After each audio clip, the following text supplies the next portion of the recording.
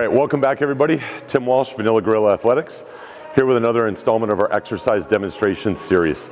So the exercise we're going to talk about today is the Pendlay row, sometimes referred to as the barbell deadstop row. I'll explain why the names are synonymous in a second. So this is a slight variation on a standard barbell row. So the standard barbell row, I'm sure we're all familiar with. This is the start position. This is our contracted position. We're always pulling the bar up into our lower abdomen. We want to keep the back, spine neutral, not quite parallel to the floor, but we don't want to get too tall with these. A lot of times where people go wrong with barbell row variations is they just stand too tall, and at an angle like this, it's extremely hard to get good lat activation. Really, they end up just overworking their traps. So with the Pendlay row, what we're looking for, we want to start from this position. My back is nice and flat. I'm starting with tension in my lat. You have to forgive me here, there seems to be a bit of a wow in the floor. So I'm starting with tension already in my lats. My lats aren't loose, they're fully engaged. I'm going to pull the bar up into my lower abdomen and then put it back down on the floor, but I'm still, hopefully you can see there's still tension in my lats. So what I'm looking for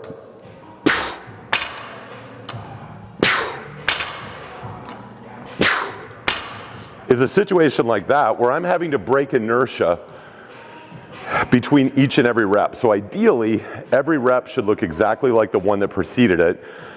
I'm going from the stretch position to the fully contracted position, and I'm putting the bar down so that I have to break inertia on every rep. The difference between the Pendlay row really is that when we're doing a standard barbell row, there's always some stored kinetic energy in the lat hanging in the stretch position here. So there's a little bit of a mechanical advantage when we roll from the stretch position into the contraction and back down into the stretch. With the Pendlay row, or the dumbbell or the barbell dead stop row, we are sacrificing that mechanical advantage because we're giving away the stored kinetic energy in the bottom of the movement, and we have to break inertia to pull 100% of the load from that dead stop position back up. So I'm going to show you in real time a full set of 8 repetitions, and then we'll talk about how to spice this up. So back's flat, lats engaged.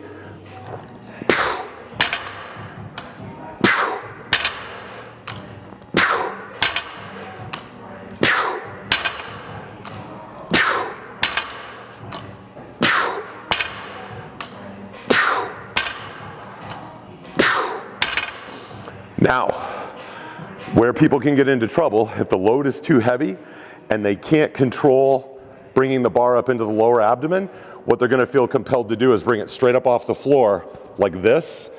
They're going to get minimal lat activation and maximal trap activation. As we've talked about several times in these exercise demo series, many exercises that are intended to develop the lat end up giving the individual huge traps and crappy lats because they're not maybe fully aware of how the exercise should be looking and feeling, or they start out in a good way, maybe get 4 or 5 reps that look like this, and then they become exhausted and they start doing reps that look like this or something like that. If the load is so heavy that you can't control through a full range of motion and keep the activation where you want it, leave your ego at the door, choose the right tool for the job. So that's what a really good Pendlay row should look like.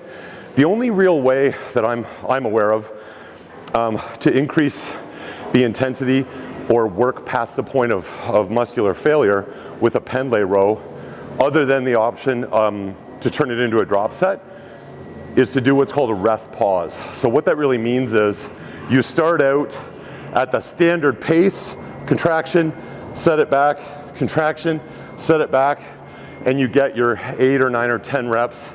You will run into a point where you're becoming physically exhausted. You could either stop the set, or what you could do is put it down, count to 3 or maybe 4, and then crank out another rep. Put it back down, catch your breath, keep everything nice and tight, let a few seconds go by, get another rep. I'll show you what that looks like in real time and when you should stop. So let's say I've done 10 reps and I can't keep that standard pace anymore. I'll let it sit, I'll keep the tension in my lats, and when I'm ready, I'll do another rep. I'll let it sit there for 3 or 4 seconds